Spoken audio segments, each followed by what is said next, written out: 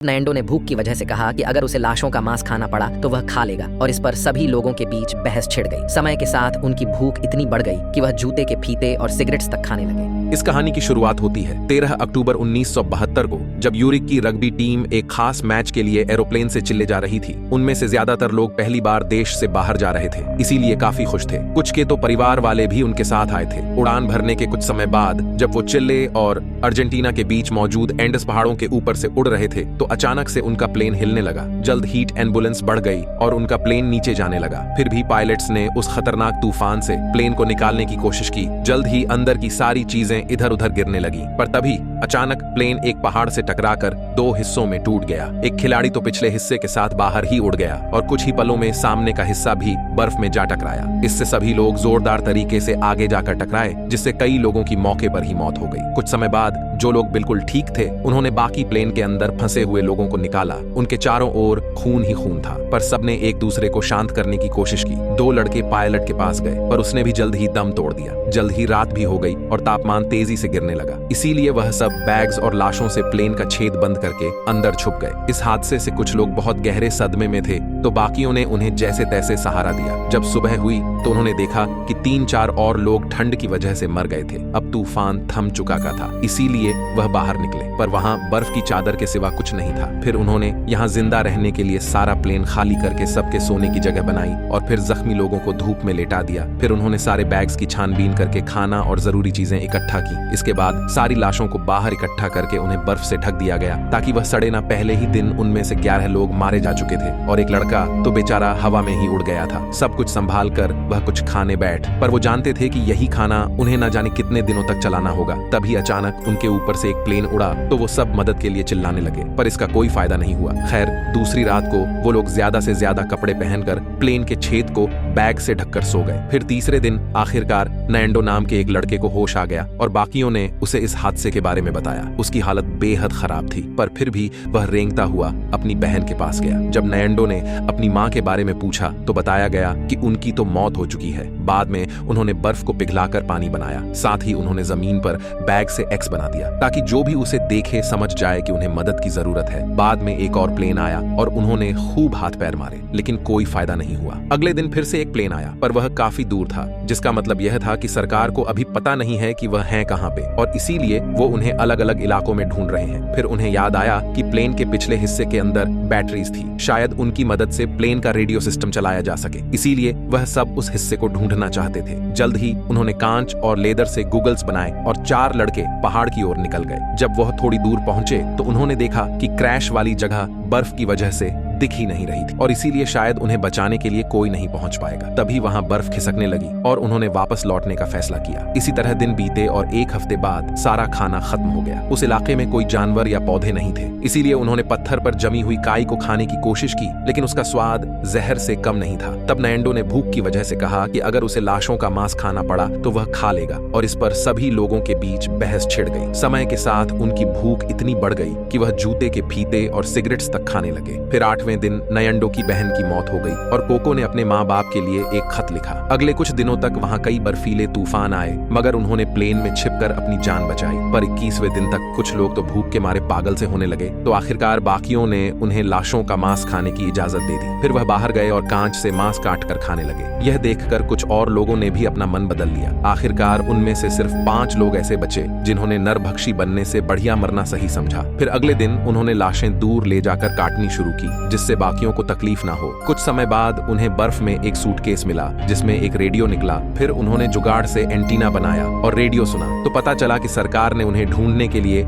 66 बार हवाई जहाजों को भेजा था, पर सभी उन्हें ढूंढने में नाकामयाब रहे। इसीलिए सरकार ने अब उन सबको मरा हुआ घोषित कर दिया था। यह सुनकर उन सब की हिम्मत टूट गई और उन बाकी बचे हुए 4 लोगों को भी मांस खाना पड़ा, क्योंकि वो लोग जानते थे कि उन्हें बचाने के लिए अब कोई नहीं आने वाला। इसके बाद 3 लड़के फिर से प्लेन का पिछला हिस्सा ढूंढने के लिए निकले। पहले तो उन्हें काफी मलबा और 5 लाशें मिली, जिनमें वह लड़का भी था जो हवा में उड़ गया था। फिर वह आगे बढ़े, लेकिन बर्फ की फिसलन और बर्फीली हवाओं ने उनका सांस लेना तक मुश्किल कर दिया। रात को उन्होंने सोने की कोशिश की, मगर चारों ओर तूफान था। अगली सुबह जब वो उठे तो जिंदा थे, लेकिन एक को देखना बंद हो गया और बाकी 2 काफी कमजोर हो गए। इसीलिए वो लोग मलबे में बैठकर नीचे आ गए। ऐसा खतरनाक मंजर देखकर उस आखिरी आदमी ने भी मांस खा लिया और रोते रोते सो गया। अब 17वें दिन तूफान को चलते 5 दिन हो गए थे। वो सब जहाज में बैठकर एक दूसरे को कहानियां सुना रहे थे कि अचानक जोरदार तूफान ने जहाज को बर्फ से ढक दिया। ज्यादातर लोग बर्फ में दब गए और 3-4 जो ऊपर थे वह काफी घबरा गए। एक लड़के ने बाहर जाकर देखा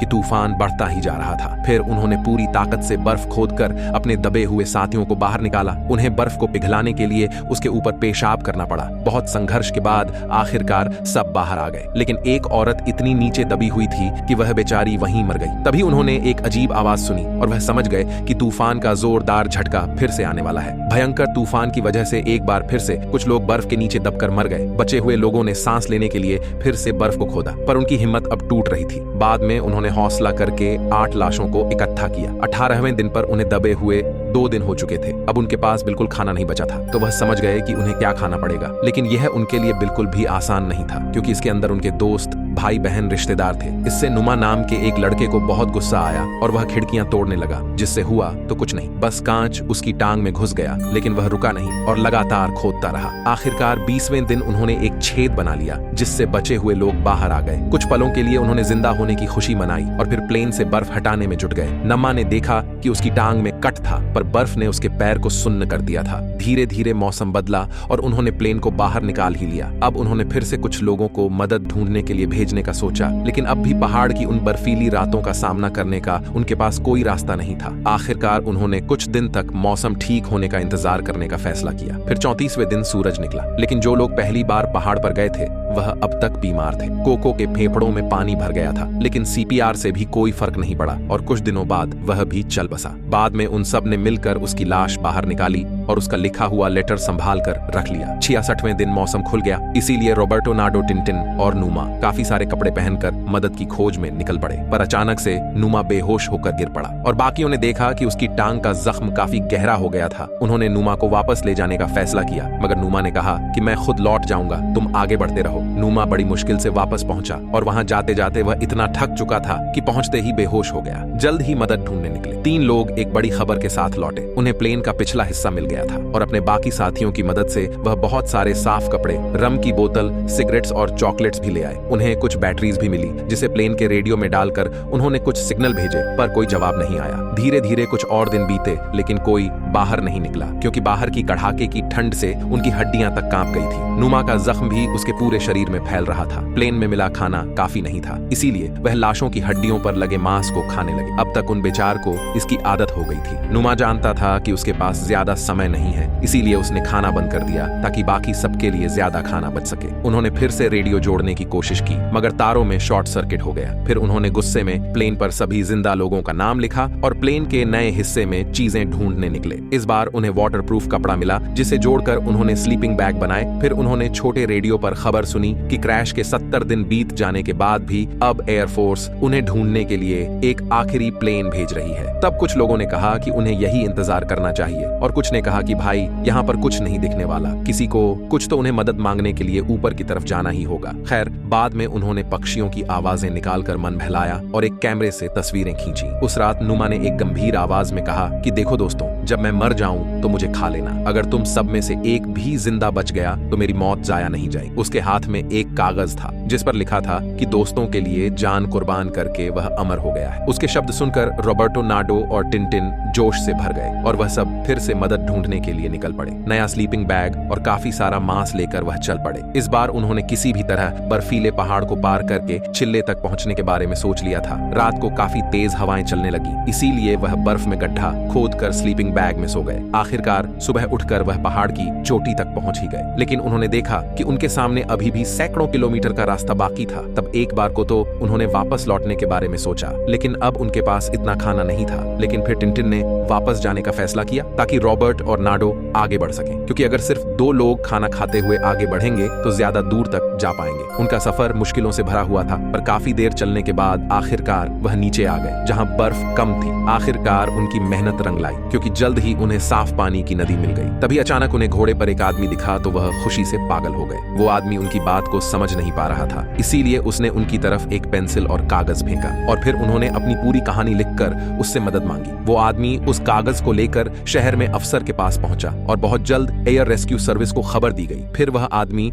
रॉबर्टो और नाडो के पास वापस आया और उन्हें अपने घर लाकर उन्हें भर पेट खाना खिलाया। कुछ ही घंटों में वह इलाका रिपोर्टर से भर गया, जिन्होंने उनसे तरह तरह के सवाल पूछे। जल्द ही पहाड़ पर फंसे हुए लोगों ने भी रेडियो पर यह खबर सुनी। जब उन्हें पता चला कि उनके लिए मदद भेजी जा रही है तो उन सब ने हाथ मुंह धोए और अपना सामान बांध लिया। आखिरकार हेलीकॉप्टर्स आए और रॉबर्ट और नाडो को साथ लेकर 71वें में दिन फंसे हुए लोगों तक पहुंच ही गए। हेलीकॉप्टर्स को देखकर सभी पागलों की तरह खुशी से झूम उठे। बचे हुए सभी 16 लोगों को रेस्क्यू करके शहर वापस लाया गया, जहां उनके परिवार वाले बेसब्र से उनका इंतजार कर रहे थे। फिर उन्हें अस्पताल ले जाया गया, जहां हजारों लोगों ने उनका हीरो की तरह स्वागत किया। डॉक्टर्स ने देखा कि सबके शरीर सूख कर काटा हो गए थे। अंत में सबने नहाने में एक दूसरे की मदद की और फिर सबको अलग अलग बिस्तर दिए गए। लेकिन उस रात भी वह एक दूसरे से अलग नहीं सो सके, क्योंकि इस घटना के बाद से वह अभी तक सदमे में थे। यह कहानी यहीं पर समाप्त